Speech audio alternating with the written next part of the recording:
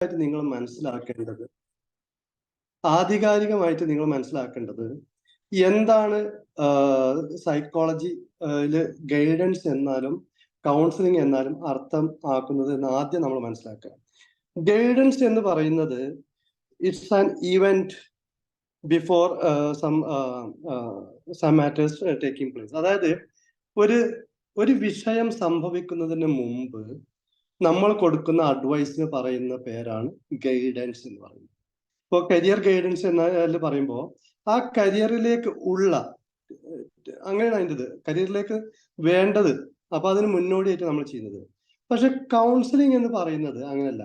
ആ ഈവന്റ് കഴിഞ്ഞതിന് ശേഷം നമ്മൾ കൊടുക്കുന്നതിനാണ് കൗൺസിലിംഗ്. അപ്പൊ നമ്മൾ ഒരു കരിയർ ഗൈഡൻസ് കൊടുത്തിട്ട് പിന്നെ ആ കരിയർ ഗൈഡൻസുമായി ബന്ധപ്പെട്ട എന്തെങ്കിലും ചർച്ചകളോ വിഷയങ്ങളോ നടക്കുകയാണെങ്കിൽ അതിന് വീണ്ടും നമ്മൾ കരിയർ ഗൈഡൻസ് എന്നല്ല പറയാ, ദാറ്റ് ഇസ് കരിയർ കൗൺസിലിംഗ് എന്നാ പറയാ.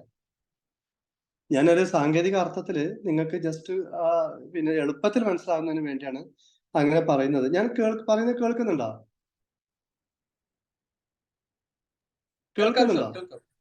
ഓക്കെ. ഇനി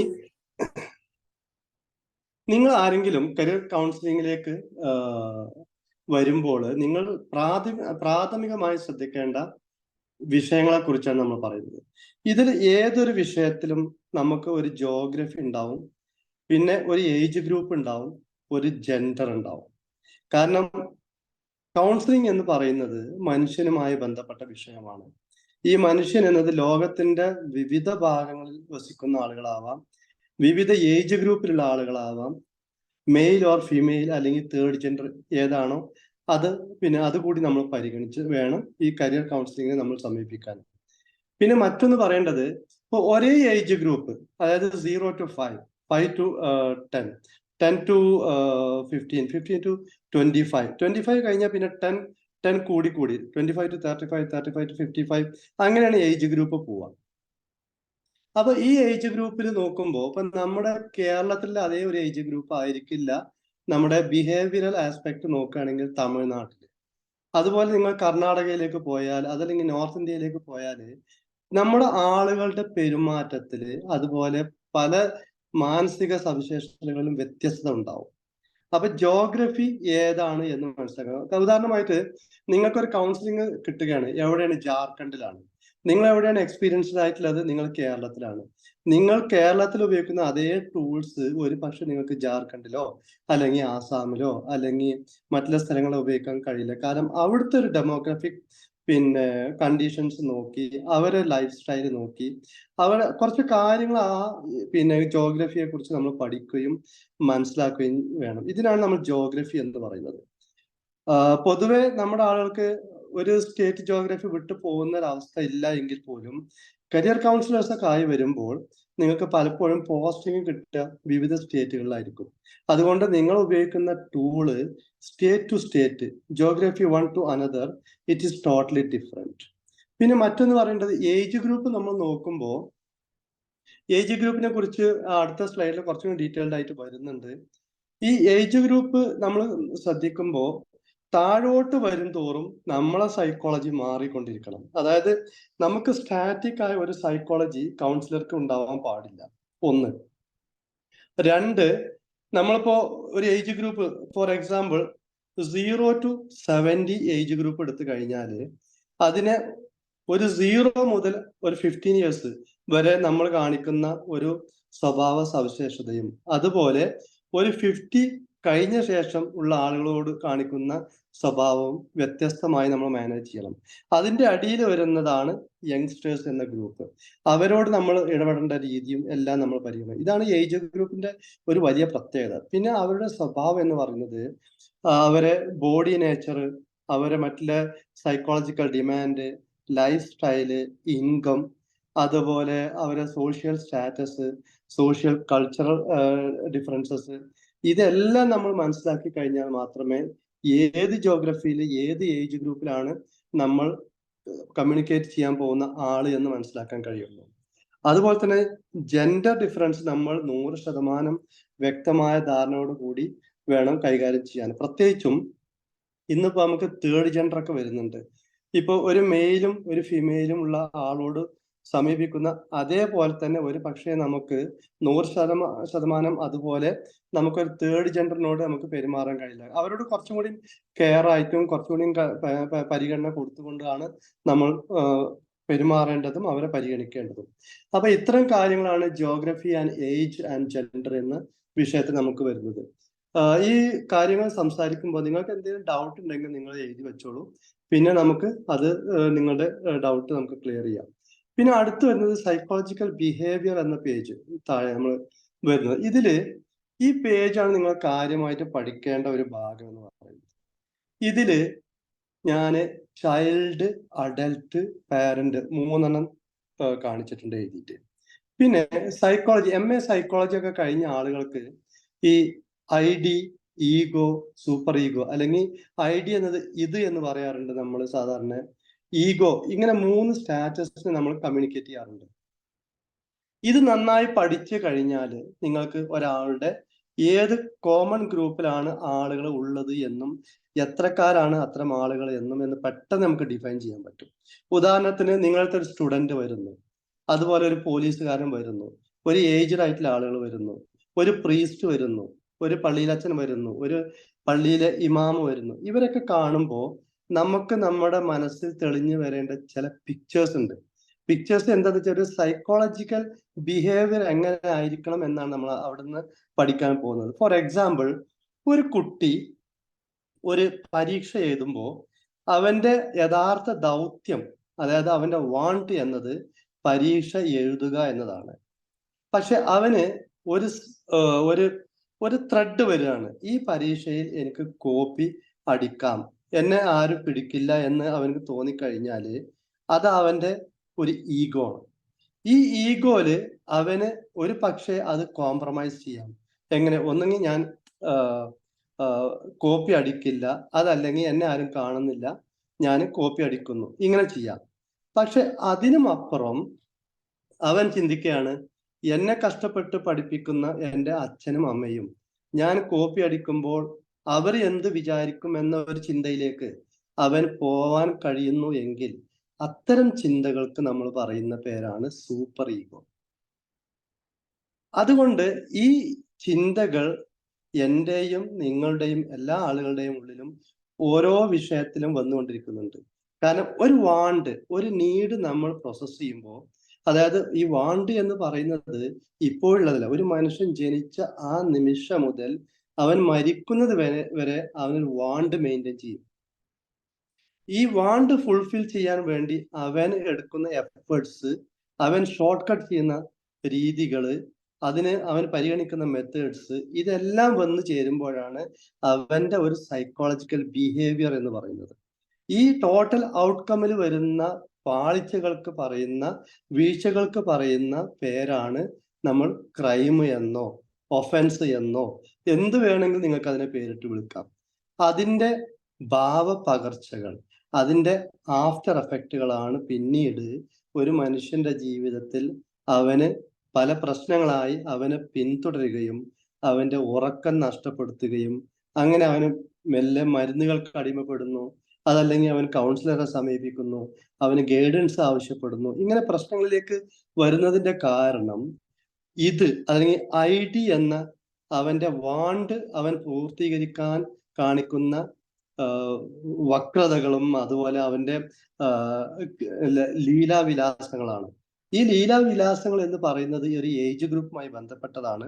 അത് ഞാൻ അടുത്ത സ്ലൈഡിൽ വ്യക്തമായിട്ട് പറഞ്ഞുതരാം. പിന്നെ ഇത് ഈഗോ, സൂപ്പർ ഈഗോ എന്ന് നമ്മൾ MA സൈക്കോളജിയിൽ നമ്മൾ പഠിക്കുമ്പോൾ NLPയിൽ നമ്മൾ ഇതിന് തത്തുല്യമായ ഒരു ഭാഗം നമ്മൾ പഠിച്ചിട്ടുണ്ട്. Child ego, adult ego, parent ego എന്ന്. ഇവിടെ ചൈൽഡ് ഈഗോ എന്ന് പറയുന്നതാണ് ഇത്, അല്ലെങ്കിൽ ID എന്ന് പറയുന്നത്. ഈ ചൈൽഡ് ഈഗോ എന്ന് പറയുന്നത് കുട്ടികൾക്ക് മാത്രം ഉണ്ടാവുന്ന ഒരു ഈഗോ ആണ് എന്ന് നമ്മൾ തെറ്റിദ്ധരിക്കാൻ പാടില്ല.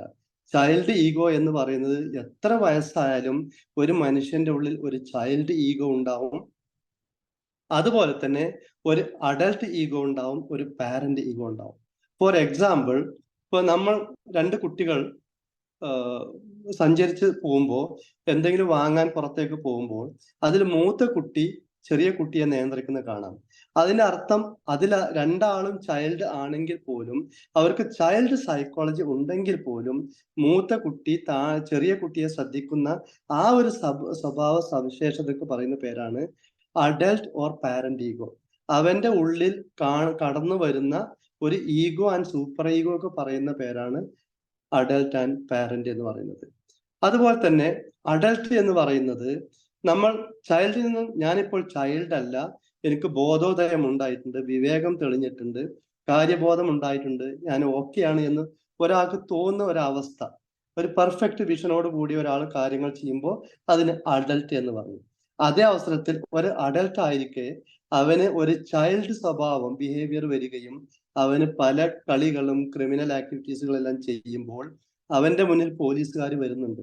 ഈ പോലീസുകാരനും ഏജ് നോക്കുമ്പോൾ അഡൽട്ട് ആവാം, പക്ഷെ അവന്റെ പൊസിഷൻ എന്ന് പറയുന്നത് പാരന്റ് സൈക്കോളജിയാണ്. അതായത് പാരന്റ് സൈക്കോളജി എന്ന് പറയുന്നത് നമ്മുടെ അച്ഛനും അമ്മക്കും ഉള്ള സൈക്കോളജി മാത്രമല്ല, ഉത്തരവാദിത്ത ബോധത്തോടു കൂടി നമ്മൾ പരിഗണിക്കുന്ന കാര്യങ്ങളും നമ്മൾ ചെയ്യാൻ പ്രോത്സാഹിപ്പിക്കുന്ന കാര്യങ്ങളും മറ്റുള്ളവരെ നമ്മൾ കെയർ ചെയ്യുന്നതിനും പൊതുവിൽ പറയുന്ന സൈക്കോളജിയാണ് പാരന്റ് സൈക്കോളജി എന്ന്. അതുപോലെ തന്നെ മറ്റൊന്ന്, ഈ സൈക്കോളജിയിൽ ഇവിടെ നമ്മൾ കൗൺസിലർ എന്ന് പറയുമ്പോൾ നമ്മുടെ സമൂഹത്തില് ഒരു 90-80% ആളുകളും ഈ വാണ്ട് മെയിൻറ്റെയിൻ ചെയ്യുന്നതിന് വേണ്ടി പല ക്രൈമും ചെയ്യും. അപ്പൊ അവരെന്ത് ചെയ്യും? എല്ലാ ആളുകൾക്കും ഈഗോ ആൻഡ് സൂപ്പർ ഈഗോ ഉണ്ടാവണം എന്ന് നിർബന്ധമില്ല. ഈഗോ ആൻഡ് സൂപ്പർ ഈഗോ ഉണ്ടാവണമെങ്കിൽ അതിന് ആളുകൾ എഡ്യൂക്കേറ്റഡ് ആവണം, അവർക്ക് പിന്നെ മതചിന്തകൾ വേണം, പൊതുവെ നമ്മൾ പറയാറുണ്ട്. അതുപോലെ തന്നെ സോഷ്യൽ സ്റ്റാറ്റസ് വേണമെന്നെല്ലാം നമ്മൾ പറയാറുണ്ട്. പക്ഷെ അതൊന്നുമില്ല, എനിക്കതൊന്നും പ്രശ്നമല്ല എന്ന് പറഞ്ഞ് പല ആളുകളും എന്നിട്ടും അവർ ക്രൈം ചെയ്യുന്നു എന്നതിന് അർത്ഥമാണ് അവരുടെ മനസ്സിൽ അപ്പോഴും ആ ചൈൽഡ് ഈഗോ ആക്റ്റീവായി നിൽക്കുന്നു എന്നത്. So majority of the public belongs to child ego. അതായത് ഇത് മെയിൻറ്റെയിൻ ചെയ്യുന്നതിന് വേണ്ടിയാണ് അവർ വർക്ക് ചെയ്യുന്നതും. അതുകൊണ്ടാണ് നമുക്ക് ഒരു വലിയൊരു മെജോറിറ്റി വിഭാഗം, പ്രത്യേകിച്ചും അഡൽട്ടില് നമുക്ക് ഈ സൈക്കോളജിയുമായി ബന്ധപ്പെട്ട കാര്യങ്ങൾ ചെയ്യേണ്ട ആവശ്യം വരുന്നത്. ഇനി ഞാൻ അടുത്ത സ്ലൈഡിലേക്ക് പോകുമ്പോൾ ഒരു ക്രൈം കർവ് ഞാൻ നിങ്ങൾക്ക് കാണിച്ചു തരുന്നുണ്ട്. ഇത് ഒരു കുറച്ച് പഴക്കമുള്ള സ്ലൈഡാണ്. ഞാൻ ജസ്റ്റ് നിങ്ങൾക്ക് ഒരു താരതമ്യ പഠനത്തിന് വേണ്ടി ഞാൻ നിങ്ങൾക്ക് കാണിച്ചു തരാം.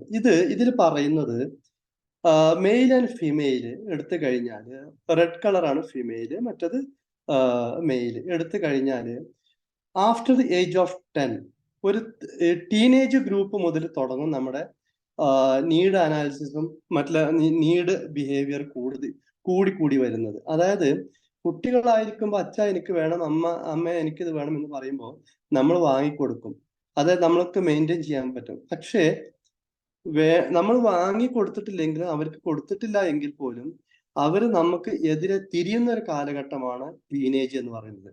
ഈ ടീനേജിന്റെ കർവ് ഇത് കുറച്ച് പിന്നെ മിക്സ്ഡ് ആണ്. പക്ഷെ ഇതിലും കൂടി കുറച്ച് ഡീറ്റെയിൽസ് ആയിട്ട് നമ്മൾ സംസാരിക്കുമ്പോൾ അത് ഷാർപ്പായിട്ട് മുന്നോട്ട് പോവുകയും ഒരു 24 വയസ്സ് വരെ അത് വളരെ ഷാർപ്പായിട്ട് ഫോർവേഡ് ആയിട്ട് ഒട്ടും താഴോട്ട് വരാതെ മുന്നോട്ട് പോകും എന്ന് പറഞ്ഞതിനർത്ഥം ടീനേജ് എവിടുന്ന് മുതൽ 13 മുതൽ ടീനേജ് തുടങ്ങുന്നത്. 13 മുതൽ ടിൽ ദ ഏജ് ഓഫ് 24 ഏതൊരാളും ഒരു റിബൽ മെന്റാലിറ്റി ഉണ്ടാവും, ആണാണെങ്കിലും പെണ്ണാണെങ്കിലും. അതുകൊണ്ടാണ് ഈ ഒരു ഏജ് ഗ്രൂപ്പ് ഉള്ള സമയത്ത് നിങ്ങളുടെ വീട്ടിലോ നിങ്ങളുടെ നാട്ടിലോ എവിടെയെങ്കിലും സ്കൂളുകളിലോ അല്ലെങ്കിൽ കോളേജിലോ ഈ ഒരു ഏജ് ഗ്രൂപ്പ് ആയിരിക്കും മിക്കവാറും ഉണ്ടാവുക. നമ്മുടെ നാട്ടിലെ വീട്ടിലെ എല്ലാ പ്രശ്നക്കാരും ഈ ഒരു ഏജ് ഗ്രൂപ്പ് ആയിരിക്കും. അതുകൊണ്ടാണ് പ്രത്യേകിച്ചും ടിൽ ദി ഏജ് ഓഫ് 25 വീട്ടിലെ അമ്മമാരും അച്ഛനും അതുപോലെ സ്കൂളിലെ പിന്നെ ടീച്ചേഴ്സും എല്ലാം എന്നും കരഞ്ഞുകൊണ്ടിരിക്കുന്നത്. കാരണം അവർക്ക് ഈ പ്രശ്നക്കാരെ നേരിടാനുള്ള ബുദ്ധിമുട്ട് കാരണം, ഇവർക്കെതിരെ തിരിയുന്നത് കാരണം, അതൊരു സ്ഥിരം പല്ലവിയായത് കാരണം ഈ ഒരു ഏജ് വരെ പല ക്രൈംസും അവർക്ക് ചെയ്യാവുന്ന മാക്സിമം ആക്ടിവിറ്റികൾ ഈ ഒരു ഏജ് ഓഫ് 25 മുമ്പ് അവർ ചെയ്ത് തീർത്തിട്ടുണ്ടാവും. അപ്പൊ കൗൺസിലേഴ്സ് എന്ന് പറയുമ്പോൾ ഇത്തരം ഒരു ഏജ് ഗ്രൂപ്പിനെയാണ് നിങ്ങൾ കമ്മ്യൂണിക്കേറ്റ് ചെയ്യാൻ പോകുന്നതും നിങ്ങൾ അഡ്രസ് ചെയ്യാൻ പോകുന്നതും. ഇവരുടെ കാര്യങ്ങളാണ് നിങ്ങൾ കൂടുതൽ പഠിക്കേണ്ടത്. കാരണം ഈ ഗ്രാഫ് നോക്കിക്കഴിഞ്ഞാൽ നിങ്ങൾക്കറിയാം, ഒരു ഏജ് ഓഫ് 25 കഴിഞ്ഞാൽ ആ ഗ്രാഫ് നേരെ താഴോട്ടാണ് വരുന്നത്. പക്ഷെ ഇവിടെ ഇത് ക്രൈം കർവ് ആയത് കാരണം ഇതില് majority of the criminals are males and females are very few. ഇങ്ങനെയാണ് ഈ ക്രൈം റേഷ്യോയില് നമുക്ക് സാധാരണ ക്രൈമിൽ വരുന്ന പിക്ചർ. പക്ഷേ ഇതിന്റെ ഒരു രഹസ്യ സ്വഭാവം എന്താണെന്ന് വെച്ചാല്, നമ്മൾ ഒരു കൗൺസിലിംഗ് മെക്കാനിസത്തിലേക്ക് പോകുമ്പോൾ ഈ ഗ്രാഫ് നേരെ ഓപ്പോസിറ്റാ വരിക. അതായത് കൗൺസിലിംഗ് രംഗത്തേക്ക് വരുമ്പോൾ ഏറ്റവും അധികം കൗൺസിലിംഗ് സെഷൻ ആവശ്യപ്പെടുന്നത് ഫിമെയിൽ ആയിരിക്കും. അതുപോലെ ഏറ്റവും കുറഞ്ഞ കൗൺസിലിംഗ് ആവശ്യപ്പെടുന്നത് മെയിൽ ആയിരിക്കും എന്ന് കൂടി നിങ്ങൾ മനസ്സിലാക്കുക. ഇതാണ് ഈ സ്ലൈഡിനെ കുറിച്ച് നിങ്ങൾ വ്യക്തമായി മനസ്സിലാക്കേണ്ടത്. അതായത് ടീനേജ് മുതൽ തുടങ്ങി ഏജ് ഓഫ് 25th വരെ ഇത് വളരെ സ്ട്രൈറ്റ് ഫോർവേഡ് ആയിട്ട്, വളരെ അറഗന്റ് ആയിട്ട്, വളരെ റിബൽ ആയിട്ടായിരുന്നു നമ്മുടെ കുട്ടികളും യുവാക്കളും സഞ്ചരിക്കുക. അതുകൊണ്ട് ഈ ഒരു ഏജ് ഗ്രൂപ്പിനെ കുറിച്ചാണ് കൂടുതൽ നമ്മൾ പഠിക്കേണ്ടത്. കൗൺസിലേഴ്സിന് വേണ്ടിയിട്ടുള്ള മെക്കാനിസം, നിങ്ങൾ എങ്ങനെയാണ് ഇവരെ ടാക്കിൾ ചെയ്യേണ്ടത് എന്നുള്ള മെക്കാനിസമാണ് ഞാൻ പറഞ്ഞുകൊണ്ടിരിക്കുന്നത്. ഇനി ഇത്രയും കാര്യങ്ങൾ നിങ്ങൾ മനസ്സിലാക്കി. ഇനി നമുക്ക് ഒരു കൗൺസിലിങ്ങിന് നിങ്ങൾ ഇരിക്കുകയാണ്, നിങ്ങൾക്ക് ഒരു കൗൺസിലിംഗ് റിക്വയർമെന്റ് വന്നു. അങ്ങനെയാണ് എങ്കിൽ എങ്ങനെയാണ് നിങ്ങൾ കൗൺസിലിങ്ങിനെ നിങ്ങൾ ഫേസ് ചെയ്യേണ്ടത്, എങ്ങനെ നിങ്ങൾ അതിനെ പ്രിപ്പയർ ചെയ്യേണ്ടത്, എങ്ങനെയാണ് നിങ്ങൾ അതിന് വേദി ഒരുക്കേണ്ടത്, ഇത്തരം കാര്യങ്ങളെ കുറിച്ചാണ് അടുത്ത സ്ലൈഡിൽ നമ്മൾ സംസാരിക്കാൻ പോകുന്നത്. കൗൺസിലിംഗ് പ്രൊസീജിയേഴ്സിൽ ആദ്യമേ നിങ്ങൾ വേണ്ടത്, നിങ്ങളോട് ഒരാൾ പറയണേ എനിക്കൊരു കൗൺസിലിംഗ് വേണമെന്ന് പറഞ്ഞാല് വന്നോളൂ ഇരുന്നോളൂ എന്ന് പറഞ്ഞിട്ട് നിങ്ങൾ നേരെ ചെയറിട്ട് കൊടുക്കുകയല്ല. അദ്ദേഹത്തോട് വ്യക്തമായിട്ട് നിങ്ങളൊരു നീഡ് അനാലിസിസ് നടത്തണം. ഈ നീഡ് അനാലിസിസ് എന്ന് പറയുന്നത് എന്തിനാണ് അദ്ദേഹം കൗൺസിലിംഗ് ആവശ്യപ്പെടുന്നത്, അദ്ദേഹത്തിന്റെ യഥാർത്ഥ പ്രശ്നം എന്താണ് എന്നൊരു ചെറിയ ഒരു റെക്കോർഡ് നിങ്ങളുടെ കയ്യിൽ ഉണ്ടായിരിക്കുക എന്നുള്ളത് ആവശ്യമാണ്. കാരണം നീഡ് അനാലിസിസ് നിങ്ങളുടെ കയ്യിൽ ഇല്ല എങ്കിൽ പിന്നെ ബാക്കിയുള്ള കാര്യങ്ങൾക്ക് നിങ്ങൾക്ക് അതിനൊരു മാർഗം കണ്ടെത്താൻ ബുദ്ധിമുട്ടുണ്ടാവും. സോ നിങ്ങൾ ആ ആള് നിങ്ങളോട് സംസാരിക്കുമ്പോൾ അവന്റെ യഥാർത്ഥ പ്രശ്നത്തിലേക്ക് വഴിതെളിക്കുന്ന ഒരു നീഡ് അനാലിസിസ്, അദ്ദേഹം എന്താണ് ഉദ്ദേശിക്കുന്നത്, എനിക്ക് നിങ്ങളുമായി വന്ന് എൻ്റെ പ്രശ്നം സംസാരിക്കണം. Okay, point number 1. Point number 2, അത് സംസാരിച്ചു കഴിഞ്ഞാൽ അത് കേട്ട ശേഷം നിങ്ങളിൽ നിന്നും ഞാനൊരു സൊല്യൂഷൻ പ്രതീക്ഷിക്കുന്നു. Point number 2. 3, സൊല്യൂഷൻ 1 അല്ല എങ്കിൽ അടുത്ത ഒരു പ്ലാൻ ബി നമുക്ക് കൊടുക്കാൻ കഴിയുമോ അത് നമ്മൾ പരിഗണിക്കണം. അതിനുശേഷം നമ്മുടെ ഓഫീസിലേക്ക് അല്ലെങ്കിൽ കൗൺസിലിംഗ് സെന്ററിലേക്ക് അദ്ദേഹം വന്നു കഴിഞ്ഞാൽ ഫെസിലിറ്റേറ്റ് ഓപ്പൺ ദ മൈൻഡ് എന്നൊരു പ്രോസസ്സിലേക്ക് നമ്മൾ പോകണം. അതായത് നിങ്ങൾ നീഡ് അനാലിസിസ് എടുത്തു, പക്ഷെ അദ്ദേഹം വന്ന ശേഷം നിങ്ങൾ ഓക്കെ നീ പറഞ്ഞു തുടങ്ങിക്കോ എന്ന് പറഞ്ഞു കഴിഞ്ഞാല് അത് ഒരു ഒരു എന്താ പറയാ, ഒരു ക്ലയന്റിനോട് ചെയ്യുന്ന വളരെ അറഗന്റ് ഫെസിലിറ്റിയാണ്.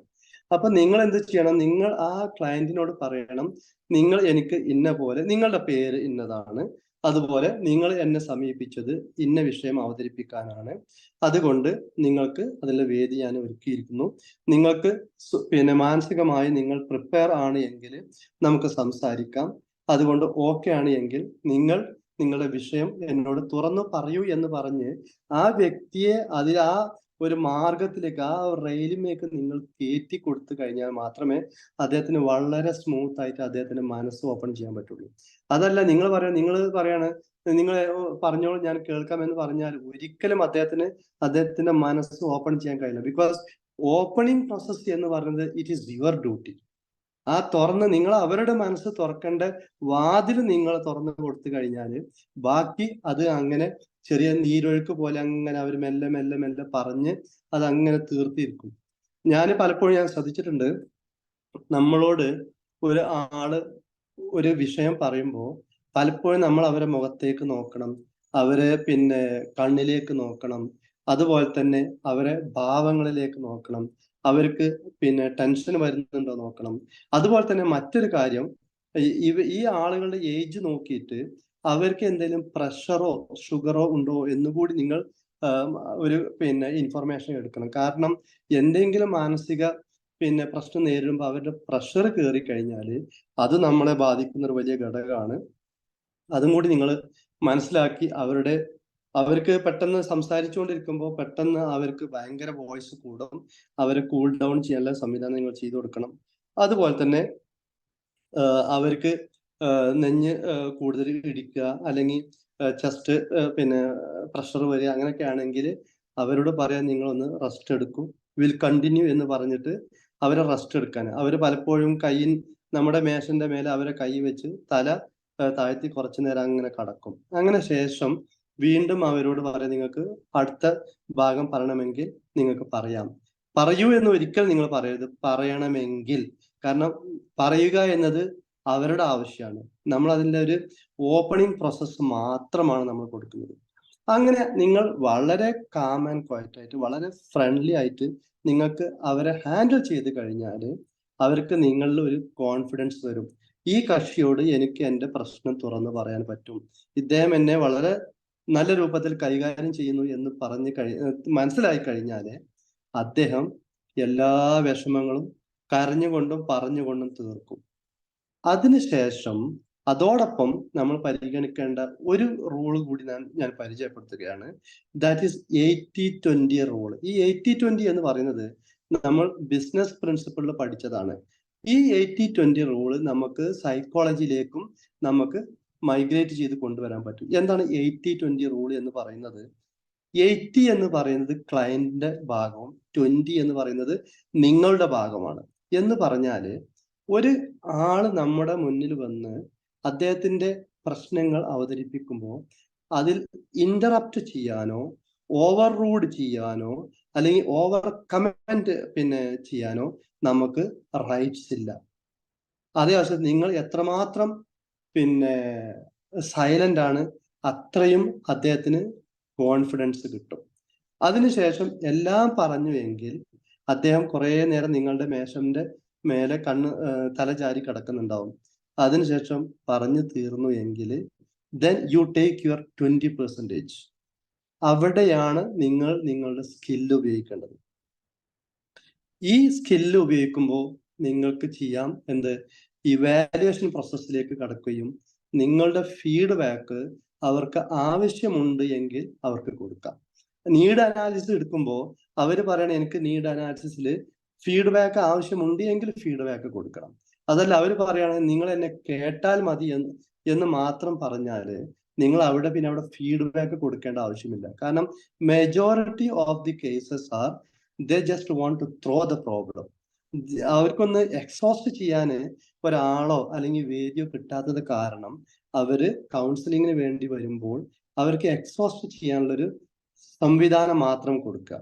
പിന്നെ ഇവാലുവേഷനിൽ വരുമ്പോൾ കാര്യങ്ങൾ നിങ്ങൾ വ്യക്തമായി കേട്ട ശേഷം നിങ്ങൾക്ക് മനസ്സിലായ കാര്യങ്ങൾ നിങ്ങൾക്ക് ഫീഡ്ബാക്ക് കൊടുക്കാൻ പറ്റുമെങ്കിൽ ഞാൻ നിങ്ങളെ കേട്ടു, നിങ്ങളെ മനസ്സിലാക്കി, നിങ്ങൾ ഇവിടെ എൻ്റെ വേദി ഈ കൗൺസിലിംഗ് സെന്റർ മാക്സിമം ഉപയോഗിച്ചു, നിങ്ങൾ സാറ്റിസ്ഫൈഡ് ആണെന്ന് കരുതുന്നു, ഞാൻ ഫീഡ്ബാക്ക് എനിക്ക് അറിയുന്ന പോലെ കഴിയുന്ന പോലെ നിങ്ങൾക്ക് തരാമെന്ന് പറയും. ഞാൻ തരുന്നത് പെർഫെക്റ്റ് ആണ്, this is the last and best എന്നൊന്നും നമ്മൾ പറയാൻ പാടില്ല. You have to tell him, I will give you my option, which if it is good, you can take it or we will still communicate. ഒരു option എപ്പോഴും നമ്മൾ open ആക്കി വെക്കണം. ഒരു ഡോർ എപ്പോഴും നമുക്ക് ഓപ്പൺ ആക്കി വെക്കണം. എന്തിനാണ്? നമുക്ക് ഇനിയും അവരെ മീറ്റ് ചെയ്യാനും അവർക്ക് ആ ഡോറിലൂടെ വീണ്ടും നമ്മളെ അടുത്തേക്ക് വരുന്നതിന് വേണ്ടി. ഇതാണ് കൗൺസിലിംഗ് പ്രൊസീജിയറിൽ മെയിൻ ആയിട്ട് നമ്മൾ ശ്രദ്ധിക്കേണ്ടത്. ഇനി കൗൺസിലിങ്ങിന് വേണ്ട മറ്റൊരു വിഷയം നിങ്ങളെ തന്നെ കെയർ ചെയ്യുക എന്നുള്ളതാണ്. അതായത് പലപ്പോഴും കൗൺസിലിംഗിന് നമുക്ക് ആവശ്യം സിമ്പതി അല്ല, എമ്പതിയാണ്. പക്ഷെ ഞാൻ ചോദിക്കട്ടെ, ഈ കേട്ട ഒരു കൗൺസിലർക്ക് അദ്ദേഹത്തോട് വളരെ സിമ്പതി തോന്നിക്കഴിഞ്ഞാൽ എന്താ സംഭവിക്കുക? അദ്ദേഹം ഇവിടെ ഛർദിച്ച എല്ലാ പ്രശ്നങ്ങളും ഇദ്ദേഹത്തിന്റെ പ്രശ്നമായിട്ട് അദ്ദേഹം ഏറ്റെടുക്കും. ഇവിടെ നിങ്ങൾ ശ്രദ്ധിക്കേണ്ടത്, നിങ്ങൾ ഒരിക്കലും സിമ്പത്തറ്റിക് ആവരുത്. സിമ്പത്തറ്റിക് ആയി കഴിഞ്ഞാല് മറ്റുള്ള എല്ലാ ആളുകളുടെ പ്രശ്നങ്ങൾ നിങ്ങളുടെ പ്രശ്നമായി നിങ്ങൾ ഏറ്റെടുക്കുകയും അവസാനം നിങ്ങളല്ലാതാവുന്ന ഒരു അവസ്ഥയിലേക്ക് നിങ്ങൾ വന്നു ചേരുകയും ചെയ്യും. 100% നിങ്ങളുടെ ഭാവി അത് ബാധിക്കുമെന്നതുകൊണ്ടാണ് നമ്മൾ പറയുന്നത് never digest the client issues. അതായത് ഞാൻ ഈ പിക്ചറിൽ കൊടുത്തത്, ഇതിന് നമ്മൾ പറയുന്ന പേരാണ് കൊമോഡ്, അല്ലെ? നമ്മൾ ടോയ്ലറ്റിൽ ഉപയോഗിക്കുന്ന ഒരു പ്രൊഡക്റ്റ് ആണിത്. ഇത് ഗോൾഡ് ആണ് പറഞ്ഞു വരുന്നത്. അതായത് നമ്മുടെ അറിവും നമ്മുടെ സ്കില്ലും നമ്മുടെ പൊട്ടൻഷ്യലും നമ്മുടെ നോളജും എല്ലാം ചേർന്ന് നമ്മളൊരു ഗോൾഡൻ പേഴ്സണാലിറ്റി ആണ്. പക്ഷേ you are still a commode in front of you. ഈ കൊമോഡിൽ വന്ന് അദ്ദേഹത്തിന്റെ പ്രശ്നം പറയുന്നു, അദ്ദേഹം അത് വേസ്റ്റ് തള്ളി പോകുന്നു, നമ്മളത് പിന്നെ തള്ളിക്കളഞ്ഞാല് വീണ്ടും ഇറ്റ്സ് എ ഫ്രീ കൊമോഡ്. അപ്പോ നിങ്ങളെ മനസ്സിലാക്കേണ്ടത്, നിങ്ങളൊരു കൗൺസിലർ ആണ് എന്ന് പറയുമ്പോൾ നമ്മൾ ഒരു വലിയ സംഭവമല്ല. നമ്മുടെ ടെക്നിക്കലി സൈക്കോളജിക്കലി നമ്മുടെ പൊസിഷൻ എന്ന് പറയുന്നത് ഈ ചിത്രത്തിൽ കാണുന്ന ഈ വസ്തുവിന്റെ സ്ഥാനമാണ്. ഇതേ പറ്റുള്ളൂ. ഇതല്ല ഞാനൊരു വ്യക്തിയാണ്, അവനെ കേൾക്കുന്നു, അവനെ സിമ്പത്തറ്റിക് ആയി ഞാൻ കൈകാര്യം ചെയ്യുന്നു എന്ന് പറഞ്ഞു കഴിഞ്ഞാൽ അദ്ദേഹം ഇറക്കി വെക്കുന്ന ഭാരം നമ്മുടെ മനസ്സിലേക്ക് നമ്മൾ കയറ്റി വെക്കും. അത് നിങ്ങൾ കയറ്റി വെക്കുന്നില്ല എങ്കിൽ നിങ്ങൾ കൊമോഡിന്റെ മെക്കാനിസമാണ് നിങ്ങൾ ചെയ്യുന്നത്. അല്ല, നിങ്ങൾ കയറ്റി വെക്കുന്നു എങ്കിൽ കൊമോഡിന് ഭാരം നിങ്ങളുടെ മനസ്സിലേക്ക് കയറുകയും ആ ഭാരം നിങ്ങളെ വ്യക്തിപരമായും മാനസികമായും നിങ്ങളെ ബാധിക്കും. അത് നിങ്ങൾ മറ്റുള്ള ആളുകൾക്ക് കൗൺസിലിംഗ് കൊടുക്കുന്ന അതേ അവസരത്തിൽ തന്നെ ഒരു കൗൺസിലർ എന്ന നിലക്ക് നിങ്ങളുടെ ഭാവിയെ, നിങ്ങളുടെ മനസ്സിനെ, നിങ്ങളുടെ പിന്നെ മാനസിക ചുറ്റുപാട് നിയന്ത്രിക്കുന്നത് നിങ്ങളുടെ ജോലിയാണ്. നിങ്ങൾ ആ വ്യക്തി വരുന്നതിന് മുമ്പ് ഏത് അവസ്ഥയിൽ നിങ്ങൾ ചിരിച്ചു കളിച്ചു കൊണ്ടിരുന്ന അവസ്ഥയിലായിരുന്നോ ആ അവസ്ഥയിലേക്ക് പെട്ടെന്ന് നിങ്ങൾ തിരിച്ചു പോകണമെന്നർത്ഥം. ഇപ്പൊ ഞാൻ ഇവിടെ വന്ന് സംസാരിക്കുമ്പോൾ ഇപ്പൊ ഞാൻ വളരെ ചിരിച്ചു കളിച്ച് ഇരിക്കുന്ന ഒരു അവസ്ഥയിൽ എന്റെ മുമ്പിൽ ഒരു ആള് വന്നു. അദ്ദേഹം കുറെ കരഞ്ഞ് എല്ലാ വിഷയവും സംസാരിച്ചു പോയ ശേഷം പിന്നീടുള്ള മൊമെന്റ്സ് ഞാൻ അദ്ദേഹം പറഞ്ഞ കാര്യങ്ങളുമായി ബന്ധപ്പെട്ട് വളരെ സാഡ് ആയിട്ടാണ് ഞാൻ ബിഹേവ് ചെയ്യുന്നത് എങ്കിൽ ദാറ്റ് ഈസ് ടോട്ടലി റോങ്. അപ്പൊ അദ്ദേഹം പോയതോട് കൂടി you have to forget that area. നിങ്ങൾ ഫോർഗെറ്റ് എന്ന് പറഞ്ഞാൽ നാളെ അദ്ദേഹത്തെ കാണുമ്പോൾ നിങ്ങൾക്ക് അത് അറിയില്ല എന്നല്ല. That chapter you have to remove from your mind and you come back to the previous position. ഇതാണ് പറയുന്നത്. സോ ഇത് വളരെ ഇമ്പോർട്ടന്റ് ആണ്. മറ്റൊന്ന്, കരിയർ കൗൺസിലിംഗിൽ നമ്മൾ ശ്രദ്ധിക്കേണ്ട കാര്യം, ഇപ്പൊ നമ്മൾ സൈക്കോളജിക്കൽ കൗൺസിലിംഗ് എന്ന് പറയുമ്പോൾ അതിന്റെ മറ്റ് ധാരാളം ബ്രാഞ്ചസ് ഉണ്ട്. അതിലൊന്നാണ് കരിയർ കൗൺസിലിംഗ് എന്ന് പറയുന്നത്. ഈ കരിയർ കൗൺസിലിംഗ് നമ്മൾ ശ്രദ്ധിക്കേണ്ട കുറച്ചും കൂടിയും സെൻസിറ്റീവായ ഭാഗങ്ങളെ കുറിച്ചാണ് നമ്മൾ ഇതിൽ സംസാരിക്കുന്നത്. അതില് പറയുന്നത് അസസ് ദ ക്ലയന്റ് ഏജ് എന്നാണ് പറയുന്നത് ഫസ്റ്റ്. പിന്നെ അവരുടെ സ്ട്രെങ്ത്, അവരുടെ സ്കില്ല്, എഡ്യൂക്കേഷൻ ആൻഡ് എക്സ്പീരിയൻസ്.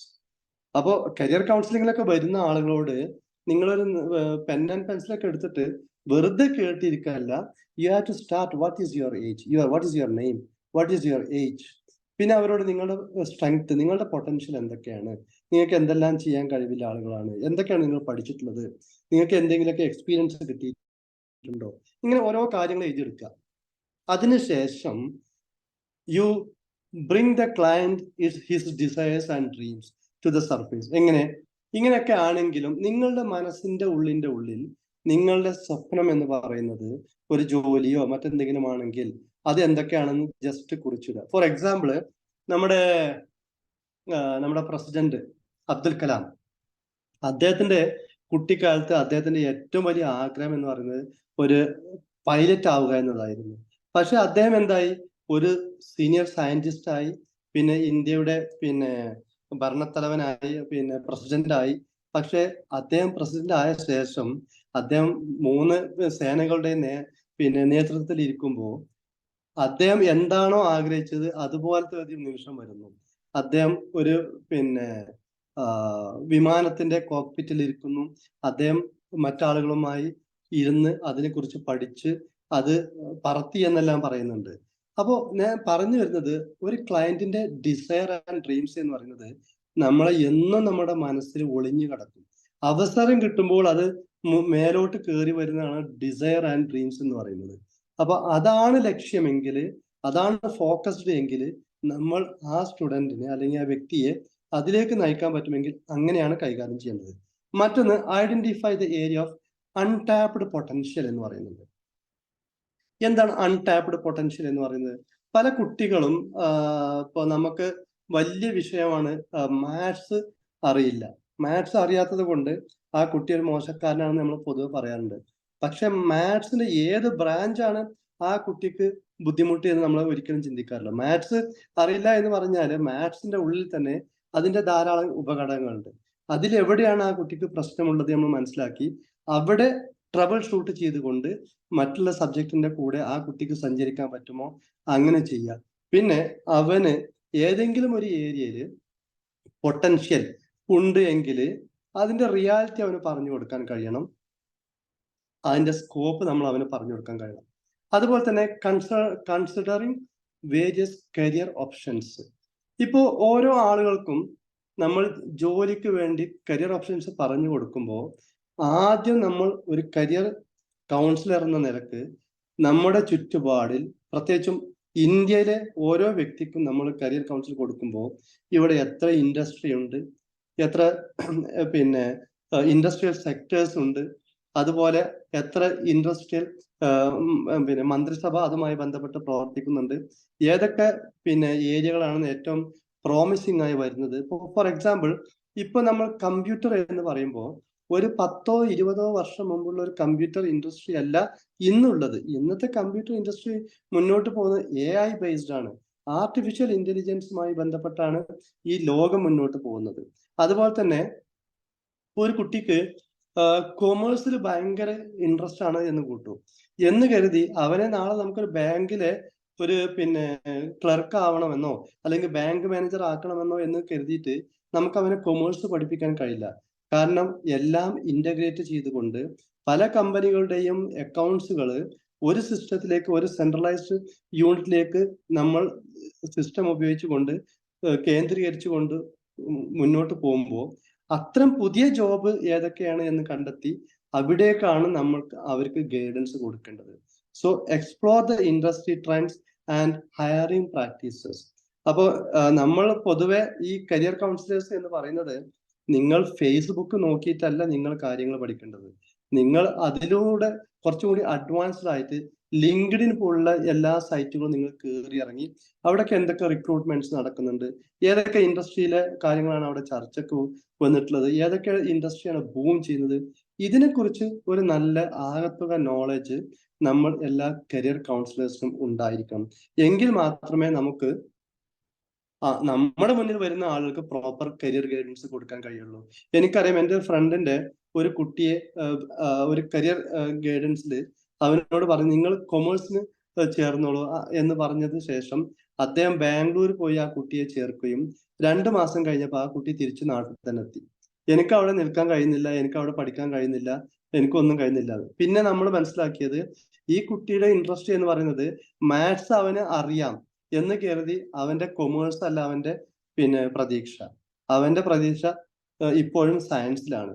എന്നിട്ട് തിരിച്ച് നമ്മൾ ആ കുട്ടിയെ നാട്ടിൽ കൊണ്ടുവന്ന ശേഷം ആ ഒരു വർഷം നഷ്ടപ്പെടുത്തിയിട്ട് വീണ്ടും നമ്മൾ അവനെ ഫുഡ് ടെക്നോളജിയിലേക്ക് ചേർക്കുകയും അവിടെ നല്ല മാർക്കോട് കൂടി ആ കുട്ടി പാസ്സായി ഇന്ന് മിഡിൽ ഈസ്റ്റിൽ ആ കുട്ടി ആ ജോലിക്ക് ശ്രമം നടത്തിക്കൊണ്ടിരിക്കുകയാണ്.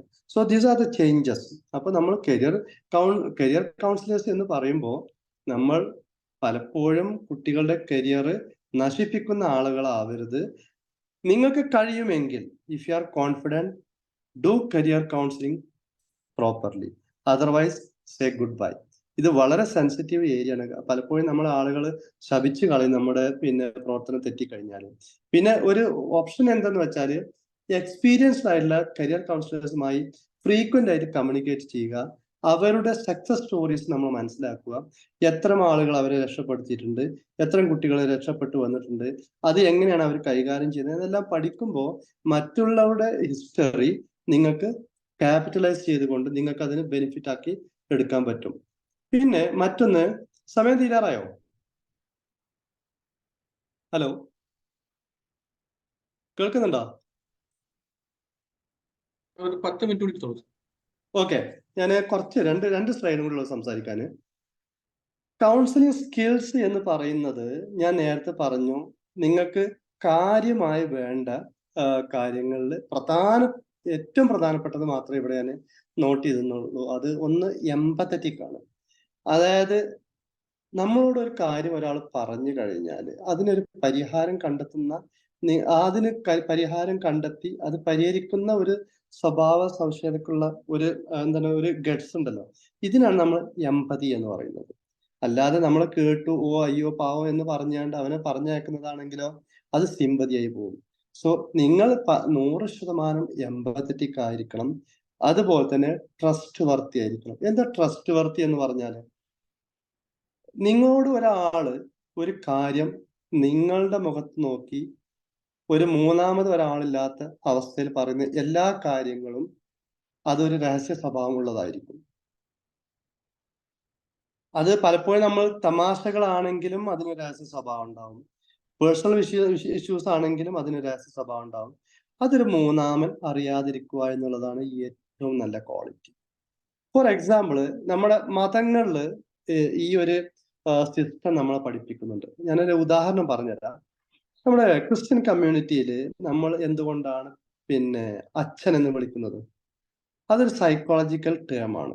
അതായത് ഒരു അച്ഛന് മക്കളെ കുറിച്ചോ അല്ലെങ്കിൽ അനുജനെ കുറിച്ചോ അല്ലെങ്കിൽ മറ്റുള്ള ആളുകൾ ആരെങ്കിലും എന്തെങ്കിലും പറഞ്ഞു എന്ന് വിചാരിച്ചിട്ട് ഒരിക്കലും അദ്ദേഹം മൂന്നാമനോട് ഒരിക്കലും അത് പറയില്ല. കാരണം ആ ഫാദർ എന്നൊരു ടൈറ്റിൽ വന്നു കഴിഞ്ഞാല് നമുക്കൊരു ഫീൽ ഉണ്ടാവും, ഐ ആം എ ഫാദർ.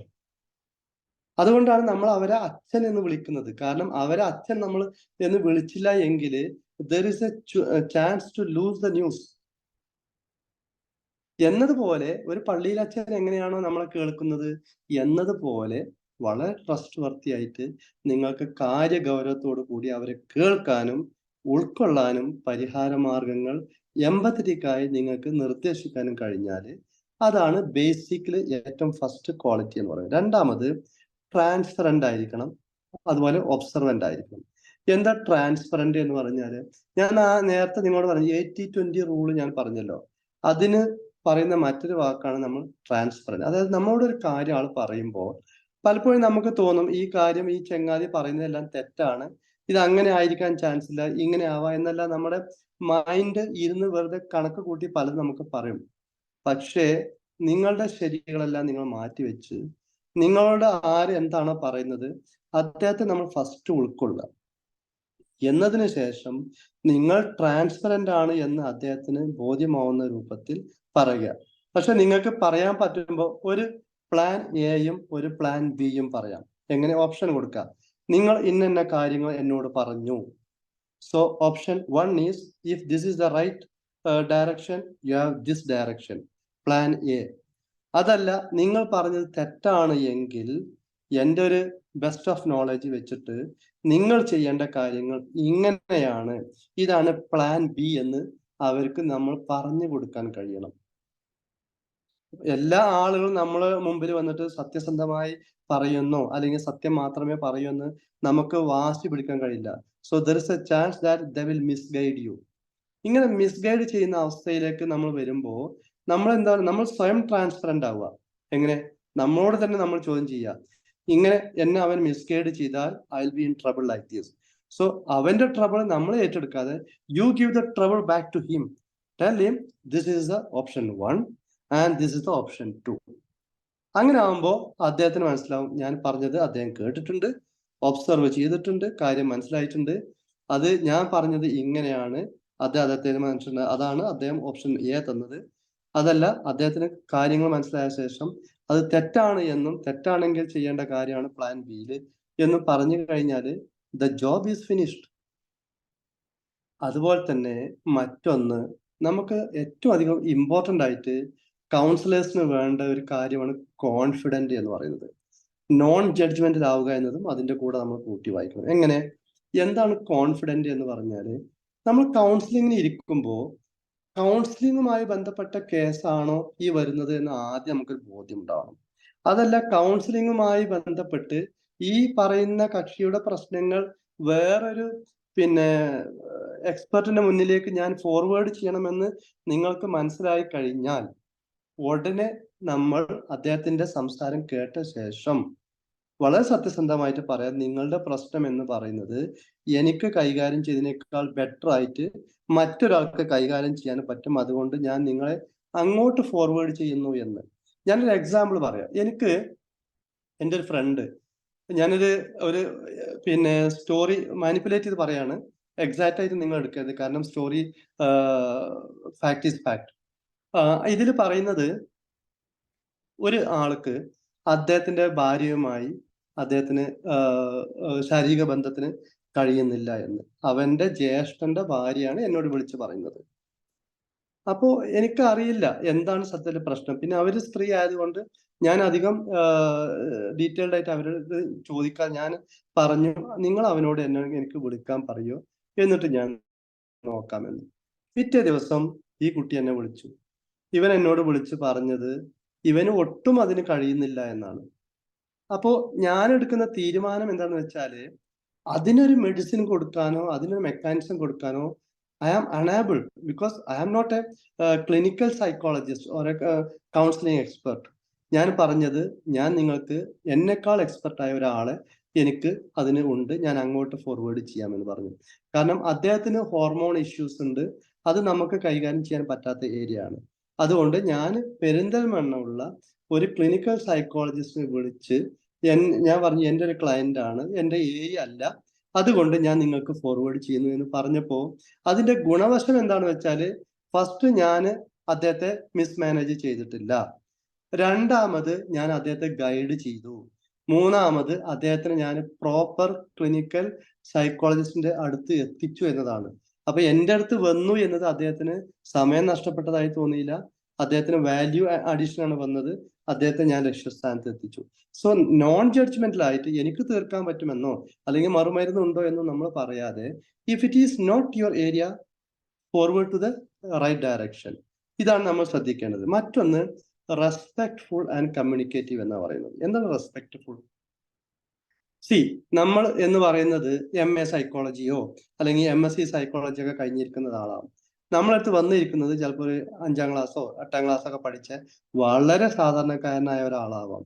അവര് പക്ഷെ ഉപയോഗിക്കുന്ന ഭാഷകള്, അവര് വന്നപ്പോൾ ഉപയോഗിച്ച ഡ്രസ് കോഡ്, അവരെ പിന്നെ ബോഡി സ്മെല്ല്, ഇതൊന്നും പലപ്പോഴും നമുക്ക് പെർഫെക്റ്റ് ആയി തോന്നണമെന്നില്ല. ഇതൊന്നും നമുക്ക് ഇഷ്ടപ്പെടുന്ന രൂപത്തിൽ ഒരിക്കലും ഒരു ക്ലയന്റ് നമ്മളടുത്ത് വരുന്നില്ല. പക്ഷെ എന്നാൽ പോലും നിങ്ങൾ മെയിൻറ്റെയിൻ ചെയ്യേണ്ടത്, you have to maintain respect. Is your client, you have to respect him, you have to give him good communication with a right respect. അതായത് നമ്മളോട് ഒരാൾ പറയുമ്പോൾ ഇതിൽ ഏറ്റവും കൗൺസിലിങ്ങിന് വേണ്ട ഏറ്റവും നല്ലൊരു ക്വാളിറ്റി എന്നത് മിനിമം വേർഡ്സ് ഉപയോഗിച്ചുകൊണ്ട് മാക്സിമം ഇമ്പാക്ട് സൃഷ്ടിക്കാവുന്ന കമ്മ്യൂണിക്കേഷൻ മെക്കാനിസം നമ്മൾ ഉപയോഗിക്കണം. അത് പലപ്പോഴും നിങ്ങൾക്ക് ഏത് ഉപയോഗിക്കാം. നിങ്ങളുടെ ഒരു നോട്ടം കൊണ്ട് അദ്ദേഹത്തിന് കാര്യങ്ങൾ മനസ്സിലാവും, നിങ്ങളുടെ ഒരു തലയാട്ടൽ കൊണ്ട് കാര്യങ്ങൾ മനസ്സിലാവാം. പക്ഷെ ഈ നിങ്ങൾ നോക്കിയാലും കണ്ണുകൊണ്ട് നോക്കിയാലും നിങ്ങൾ തലയാട്ടിയാലും വാക്കുകൊണ്ട് ഉച്ചരിച്ചാലും അതിന് ഇമ്പാക്ട് കിട്ടുന്ന രൂപത്തിലായിരിക്കണം നമ്മൾ ചെയ്യേണ്ടത്. അതായത് നമ്മൾ അവനോട് പാരാഫ്രൈസിങ് എന്നെല്ലാം പറയും. അതായത് ഞാൻ ഇന്ന സ്ഥലത്തിലേക്ക് പോകുമ്പോൾ, പിന്നെ അയാൾ നിൽക്കുമ്പോൾ ഓക്കെ നിങ്ങൾ അങ്ങോട്ട് പോകുമ്പോൾ അദ്ദേഹത്തുമായി കൂടി സംസാരിക്കുക. അപ്പൊ അവന് മനസ്സിലാവും ഇദ്ദേഹം എന്നെ റിയലി ഫോളോ ചെയ്യുന്നുണ്ട്. അതിനുശേഷം അതിന് സൊല്യൂഷൻ കൊടുക്കുമ്പോൾ ആ സൊല്യൂഷൻ കൊടുക്കുന്നത് വളരെ അർത്ഥവത്തായ രൂപത്തിൽ, നല്ല രൂപത്തിൽ കമ്മ്യൂണിക്കേറ്റ് ചെയ്യുന്ന നല്ലൊരു കമ്മ്യൂണിക്കേറ്റർ ആയിരിക്കണം ആര്? കൗൺസിലർ എന്ന് പറയുന്നത്. അല്ല നമ്മള് അവന് വളരെ ഉച്ചത്തിൽ സംസാരിക്കുന്നുണ്ട്, നമുക്ക് ഒട്ടും സൗണ്ട് ഇല്ലാതെ മെല്ലെ നമ്മളൊരു പിന്നെ പെനഡോൾ എഴുതി കൊടുക്കും പോലെ കാര്യങ്ങൾ എഴുതി കൊടുത്തു കഴിഞ്ഞാല് അതിന് ഇമ്പാക്ട് കിട്ടൂല. ഇമ്പാക്ട് കിട്ടണമെങ്കിൽ നിങ്ങൾ വളരെ നല്ലൊരു കമ്മ്യൂണിക്കേഷൻ അവിടെ അവസാനം നടത്തണം. എന്ന് പറഞ്ഞാല് you are very good, you don't have much problems. അതായത് ഇപ്പൊ ഒരാൾ വന്ന് നമ്മളോട് സംസാരിക്കുമ്പോൾ അവനോട് പറയാം, നിങ്ങൾ ഈ പറഞ്ഞതൊക്കെയാണോ നിങ്ങളുടെ പ്രശ്നം എന്ന് ചോദിച്ച ശേഷം അദ്ദേഹത്തോട് ചോദിക്കുക, നിങ്ങൾക്ക് കയ്യിനോ കാലിനോ അല്ലെങ്കിൽ ശരീരത്തിന് മറ്റെവിടെന്നെങ്കിലും വേദനയോ അല്ലെങ്കിൽ മറ്റെന്തെങ്കിലും പ്രശ്നമുണ്ടോ? ഇല്ല എന്ന് ചോദിച്ചു കഴിഞ്ഞാല് എൻ്റെ അടുത്തൊക്കെ ഉള്ളത് പലപ്പോഴും ഇൻകംപ്ലീറ്റ് ബോഡിയായ ആളുകളുടെ പിക്ചേഴ്സ് ഞാൻ ഒന്ന് എടുത്ത് കാണിച്ചു കൊടുക്കും. ആ പിക്ചേഴ്സിൽ കാണുന്ന ആളുകളെക്കാട്ടി എത്രയോ നല്ല ആളാണ് നിങ്ങൾ, പക്ഷെ നിങ്ങളെക്കാട്ടി എത്രയോ സന്തോഷത്തിലാണ് ഞാൻ ഈ ഒന്നുമല്ലാതെ നിൽക്കുന്ന ആളുകളുടെ ഫോട്ടോ കാണിച്ചു തന്നിട്ടുള്ളത്.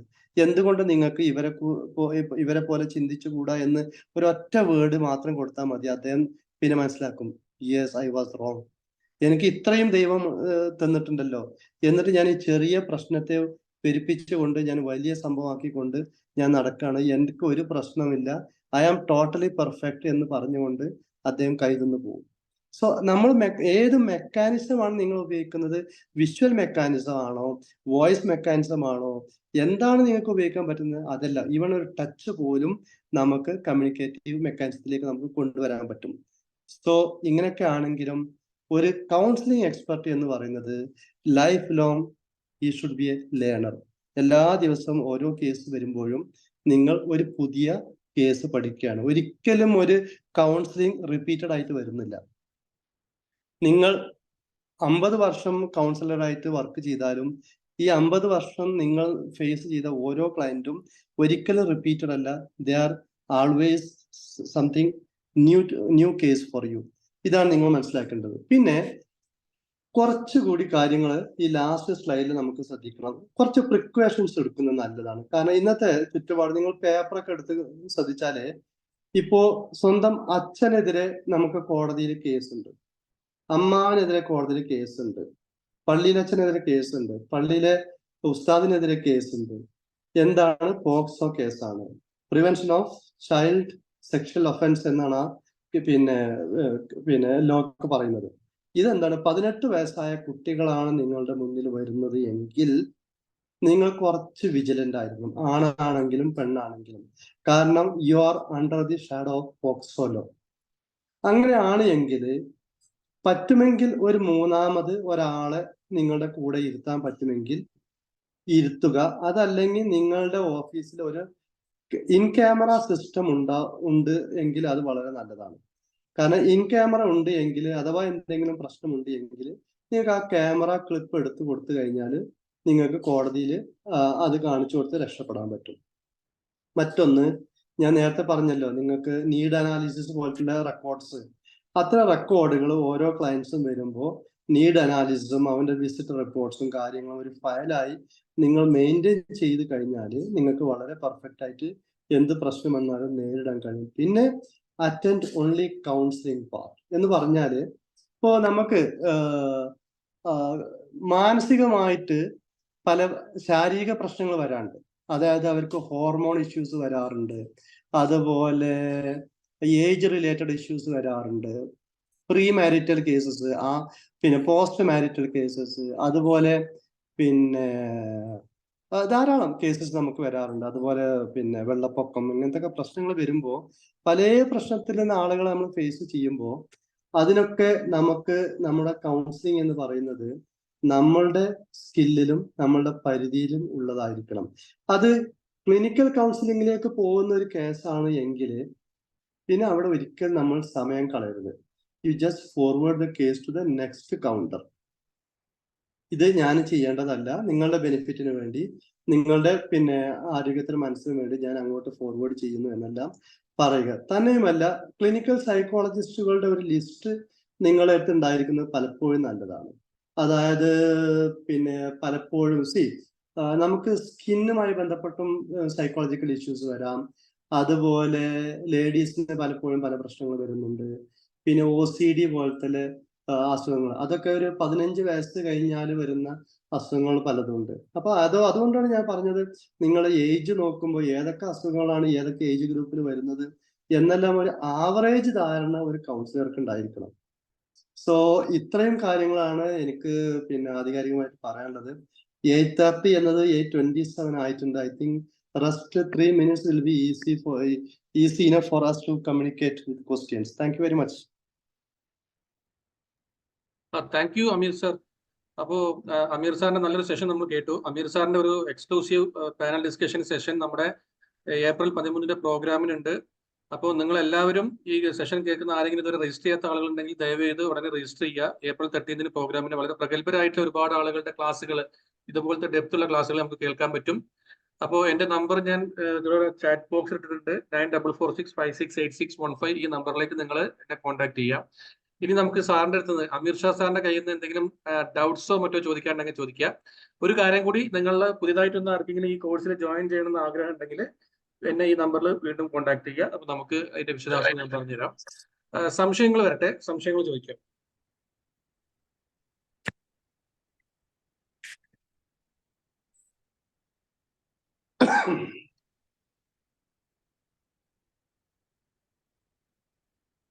ഇത്രയും നേരം നമ്മൾ സാറിനെ കേട്ടതെന്ന് എന്തെങ്കിലും സംശയം ഉണ്ടെങ്കിൽ ചോദിക്കാം.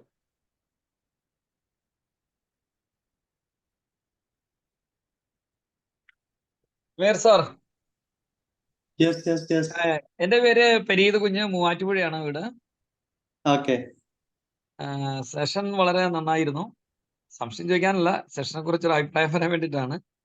അതായത് ഒരു ഓക്കെ സാർ. കൗൺസിലർ ശ്രദ്ധിക്കേണ്ട, കരിയർ കൗൺസിലിംഗ് രംഗത്തൊക്കെ പ്രവർത്തിക്കുന്നവർ ശ്രദ്ധിക്കേണ്ട, മൊത്തത്തിൽ കരിയർ കൗൺസിലിംഗ് രംഗത്ത് പ്രവർത്തിക്കുന്നവർ ശ്രദ്ധിക്കേണ്ട ഒരുപാട് കാര്യങ്ങൾ വളരെ ലളിതമായി, വളരെ ഭംഗിയായി, ഉപകാരപ്രദമായ രീതിയിൽ അവതരിപ്പിച്ചതിന് ആദ്യമേ സാറിനോട് നന്ദി രേഖപ്പെടുത്താം.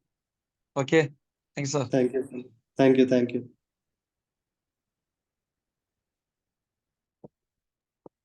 ഇനി ആർക്കെങ്കിലും എന്തെങ്കിലും ഫീഡ്ബാക്ക് പറയാനുണ്ടോ? വരട്ടെ, സാർ ഇത്രയും ക്ലാസ് എടുത്ത് തന്നല്ലേ, അപ്പൊ സാറിനോട് നമുക്കൊരു ഫീഡ്ബാക്ക് കൊടുക്കണം തീർച്ചയായിട്ടും.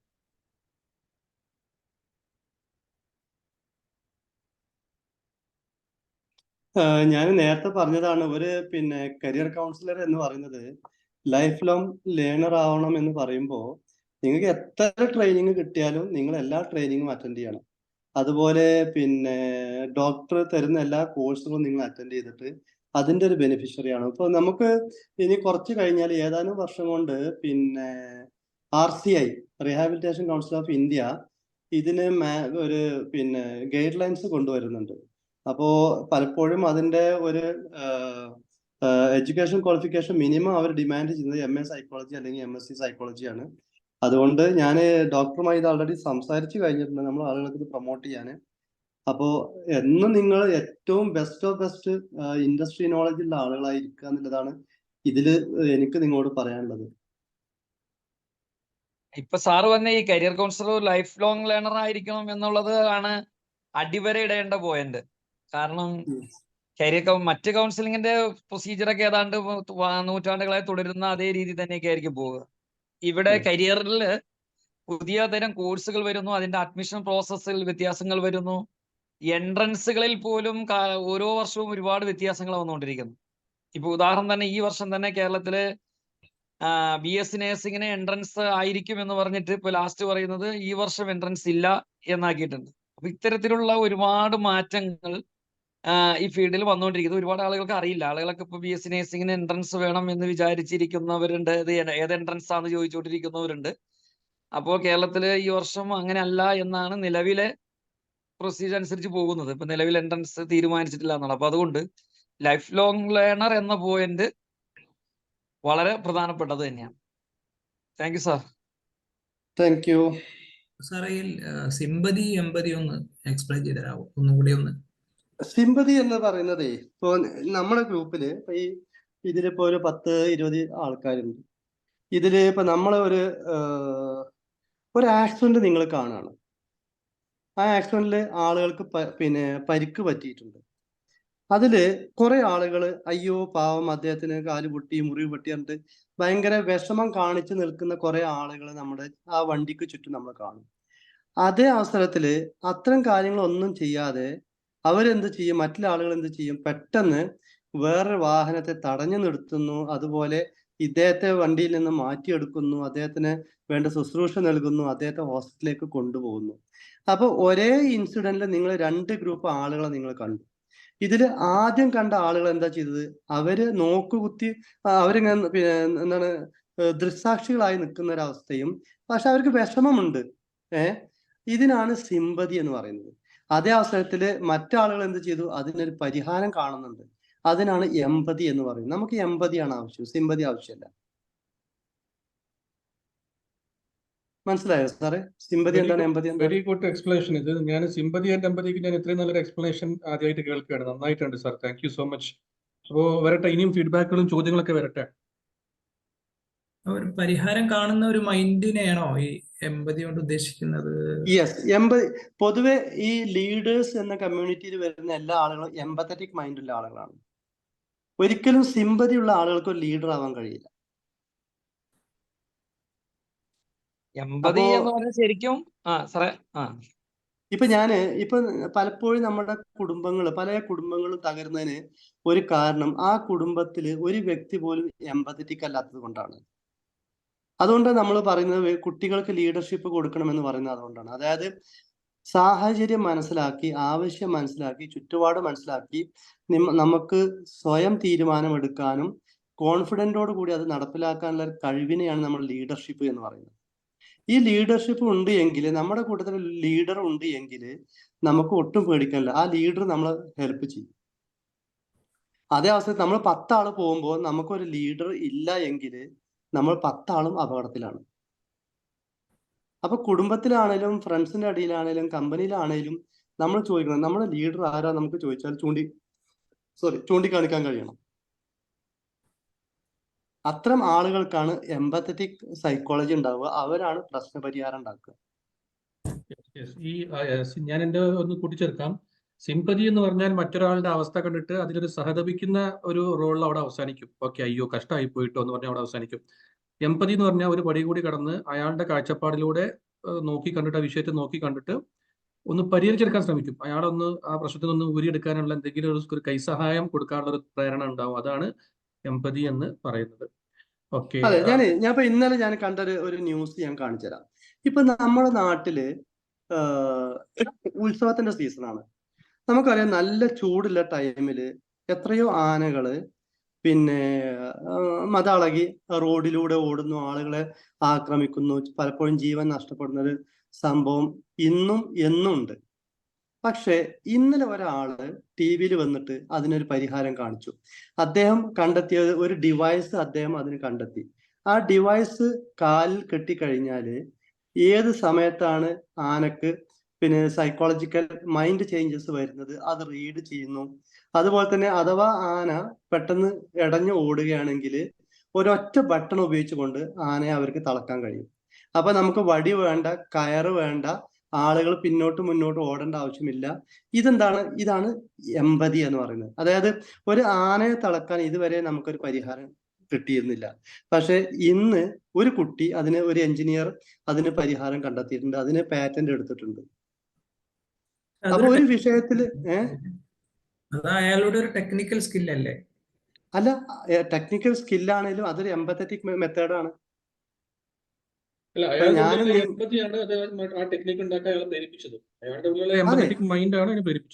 അതുകൊണ്ടാണ് ആ ഒരു കുട്ടിക്ക് തോന്നിയല്ലേ ഇനി ആളുകൾ ഇങ്ങനെ മരിക്കാൻ പാടില്ല, ഇനി ആനകൾ ഇങ്ങനെ പിന്നെ കഷ്ടപ്പെടാൻ പാടില്ല എന്ന് തോന്നിയത് കൊണ്ടാണല്ലോ ആ കുട്ടി അദ്ദേഹത്തിന്റെ എഞ്ചിനീയറിംഗ് പിന്നെ ബ്രെയിൻ ഉപയോഗിച്ചുകൊണ്ട് അതിന് പരിഹാരം കണ്ടെത്തിയത്.